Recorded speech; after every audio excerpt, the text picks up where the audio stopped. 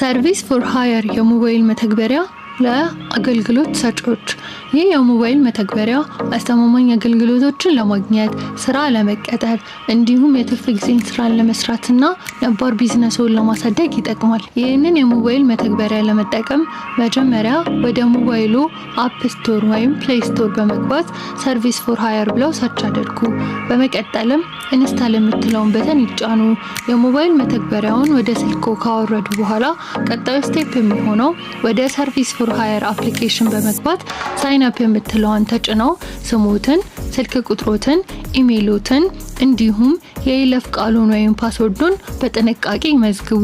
ከዚያም በመቀጠል ሰርቪስ ፕሮቫይደር የሚለውን ይምረጡ። ይህንን ሲጨርሱ የሞባይል መተግበሪያው በኢሜይል ወይም ኤስኤምኤስ ቬሪፊኬሽን ኮድ ወይም የማረጋገጫ ኮድ ይልካል። ይህንን ኮድ በጥንቃቄ ያስገቡ። አሁን በአግባቡ ሳይን አፕ አድርገዋል ማለት ነው።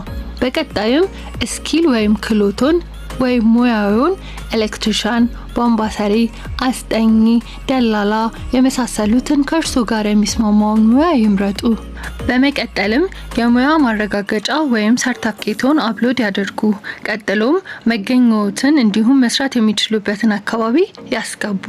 አሁን ሙሉ ለሙሉ ፕሮፋይሉን ቢውልድ አድርገው ጨርሰዋል። ስለዚህ ከአሁን በኋላ በዚህ የሞባይል መተግበሪያ ስራዎችን ይቀበላሉ።